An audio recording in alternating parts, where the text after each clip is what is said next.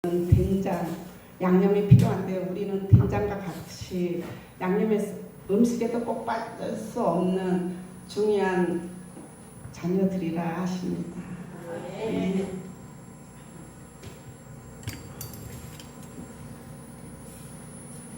아버지 하나님, 저희 행복한 교회를 축복하시고 날마다 부흥케 하여 주옵소서. 하나님의 은혜와 진리가 충만한 교회로 축복하셔 복음 증인의 사명도 잘 감당케 하시고 맡겨진 사명 잘 감당하여 하나님을 기쁘게 해드리는 교회로 인도해 주시옵소서. 목사님과 성도들과 가족들을 일일이 안수하여 주시고 크게 축복하여 주시옵소서. 저희를 단단히 붙드시고 믿음으로 승리케 하옵소서. 세상 염려가 우리 믿음을 방해하지 않도록 지켜주시옵소서. 예수님의 이름으로 기도합니다. 아멘. 저는 오늘 요한복음 15장 1절로 2절에 있는 말씀을 가지고 나는 포도나무요 너희는 가지니 이와 같은 말씀을 가지고 제목으로 함께 은혜를 나누고자 합니다. 요한복음 15장 1절로 2절 다 같이 공부하시겠습니다.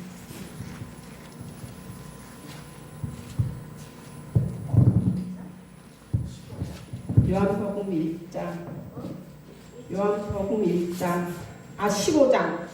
15장 1절로 2절.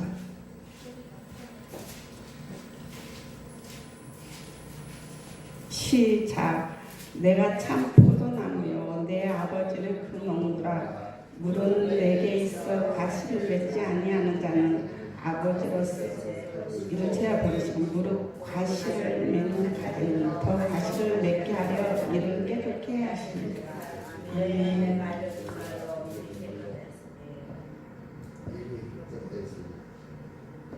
내가 참 포도나무요 내 아버지는 농부라. 예수님께서는 1절에서 내가 참 포도나무요라고 하셨습니다. 그래서 출애굽기 3장 14절에서는 나는 스스로 있는 자니라 라고 하셨습니다. 요한복음 6장 35절 나는 생명의 떡이고 8장 12절에 나는 세상의 빛이라 라고 하셨습니다. 10장 17절로 9절 나는 양의 문이고 10장 11절로 14절 나는 선한 목자라고 하셨습니다. 나는 부활이고 내가 곧 길이요 진리요 생명이니 라고 하셨습니다. 예수님께서는 예수님은 떡이고 꽃이고 문이고 목자고 길이고 진리고 생명이십니다. 이런 상징적 예언적인 언어를 사용하심으로써 하나님의 아들이신 분을 계시하고 있는 것입니다. 구약에서는 포도나무 열매가 부정적인 의미로 나타날 때가 있었기 때문입니다. 이사야 5장 1절 내가 나의 사랑하는 자를 위하여 노래하되 나의 사랑하는 자의 포도원을 노래하리라. 나의 사랑하는 자에게 포도원이 있으며 심히 기름진 산이로다 하셨습니다. 2절 땅에 파서 돌을 제하고 극산품 포도나무로 심었도다. 그 중에 망대를 세웠고 그 안에 슬트를 팠었도다. 좋은 포도 맺기를 바랬더니 들포도를 맺혔도다 라고 하셨습니다.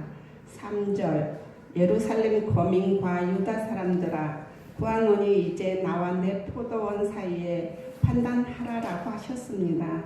4절 내가 내 포도원을 위하여 행한 것 외에 무엇을 더할 것이 있었으랴. 내가 좋은 포도 맺기를 기다렸거늘 들포도 맺음은 어찌 민고라고 하셨습니다. 이사야 5장 1절로 4절에 보면 집에서 길리운 포도가 있고 집 밖에서 열린 들포도가 있습니다. 들포도는 광야에서 나는 포도입니다. 집포도는 집주인이 돌보아주는 포도입니다. 주인이 거름도 주고 물도 주고 진드기를 떼어주고 음악도 틀어주고 그러나 들포도는 돌보아주는 사람이 없습니다.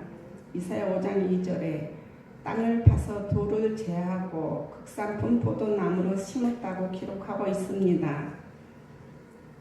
5장 1절에는 그 사랑하는 자의 포도원을 노래했다고 나옵니다. 그 포도원은 사랑하는 자이신 예수님께 있었고 신이 기름진 산에 포도원이 있다고 했습니다. 사랑하는 자의 지배를 받을 때 기름 부음이 넘쳤습니다. 그런데 어느 날부터인가 들포도를 맺기 시작한 것입니다. 들포도는 광야의 포도를 뜻하는 것입니다. 또 하나님의 들포도라 함은 밖에서 배운 것을 성도들에게 먹인 것을 뜻하는 것입니다. 율법, 종교, 생명이 아닌 것, 들에 나가서 배운 것이 들포도입니다. 그러므로 우리는 생명을 먹여야 하는 것입니다.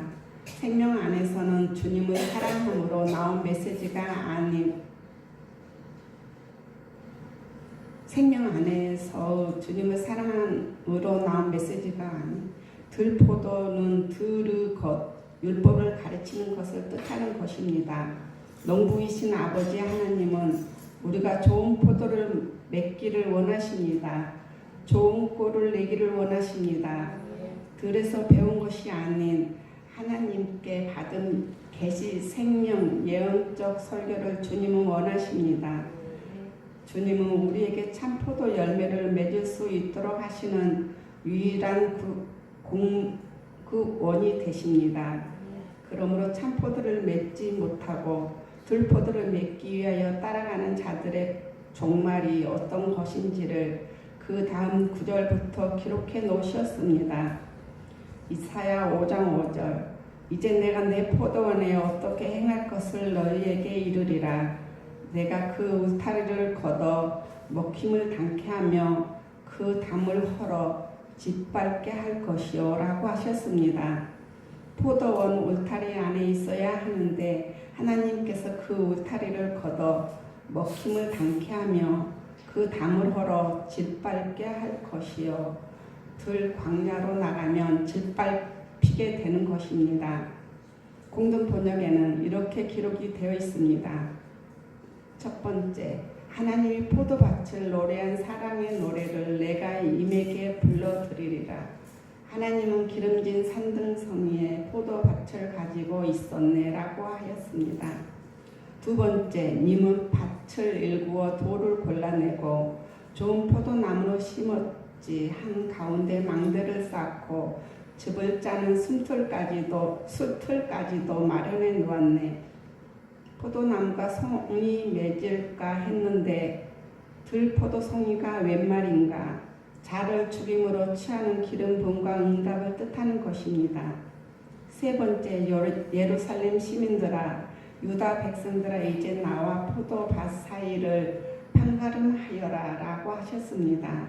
네 번째, 내가 포도밭을 위하여 무슨 일을 더해야 한단 말인가.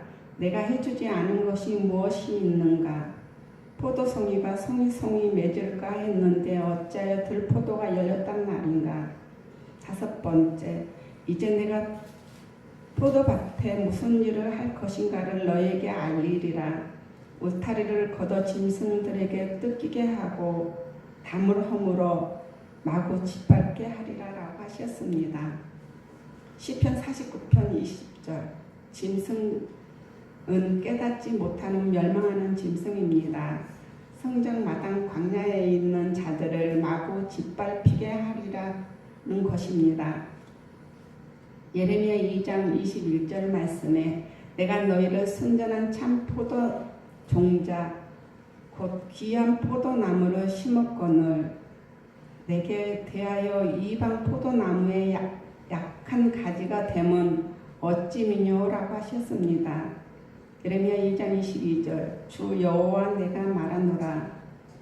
내가 잿물로 스스로 씻으며 수다한 비누를 쓸지라도 네 죄악이 오히려 내 앞에 그저 있으리니라고 하셨습니다. 예레미야 2장 23절 내가 어찌하여 말하기를 나를 더럽히지 아니하였다 바알들을 쫓지 않았다 하겠느냐라고 하셨습니다. 골짜기 속에 있는 내 길을 보라. 내 행한 바를 알 것이 아니라고 하였습니다. 너는 발이 빠른 젊은 암약대가 그 길에 어지러이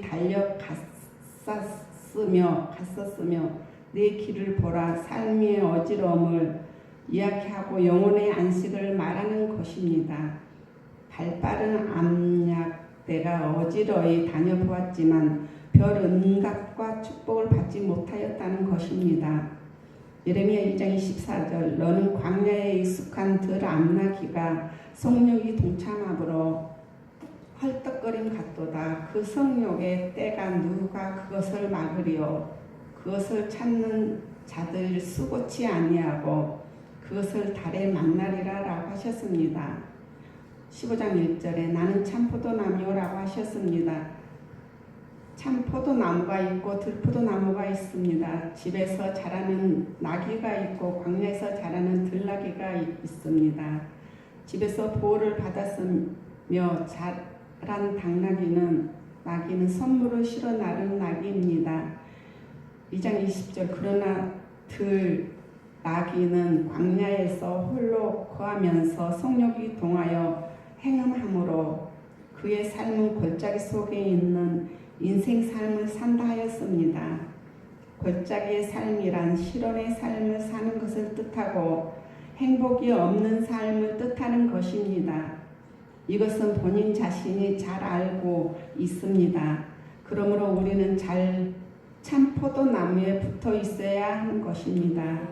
그것을 이렇게 기록하고 있습니다. 요한복음 15장 1절 내가 참 포도나무요 내 아버지는 그 농부라. 15장 2절 물은 내게 있어 과실을 맺지 않은 가지는 아버지께서 이를 제하려 버리시고 무릇 과실을 맺는 가지는 더 과실을 맺게 하려 하여 이를 깨끗하게 하려 하심이라 라고 하셨습니다. 15장 3절 너희는 내가 일러준 말로 이미 깨끗게 하였으니 라고 하셨습니다.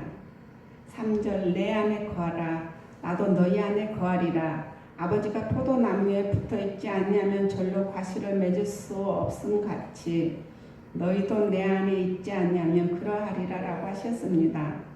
5절 나는 포도나무요 너희는 가지니 저가 내 안에 내가 저희 안에 있으면 이 사람은 과실을 많이 맺나니 나를 떠나서는 너희가 아무것도 할 수 없음이라. 참 포도나무 있은 예수님께 붙어 있으면 과실을 많이 맺는 사람이 될 수 있습니다. 그 과실은 영혼이 잘된 같이 범사가 잘되고 강건하게 되는 과실입니다. 영이 잘 된다는 것은 사랑과 희락과 화평과 오래 참음과 자비, 양성, 충성, 온유와 절제입니다. 갈라디아 5장 22절로 23절에 사랑에서 절제라 했습니다. 사랑의 열매 네 번째는 오래 참음입니다. 오래 참음이란 우리는 삶 속에서 참느냐 못 참느냐에 따라 행복과 불행이 결정되기도 합니다. 부모 자녀 간에 혹은 부부 간에 친구 간에도 참지 못하여 돌이킬 수 없는 후회를 낳기도 합니다. 또 학교와 직장 생활에서도 좌우되기도 합니다. 영적 오래 참음은 선으로 참는 것입니다. 힘든 일도 감사함으로 이겨내며 7번씩 70번을 참으라 하셨습니다. 우리의 수고로움이 있어도 상대를 사랑하며 마음의 악이 있을수록 오래 참기가 어렵습니다. 혈기, 교만, 욕심, 자기의와 작은 일에도 분이 나고 서운함이 생깁니다.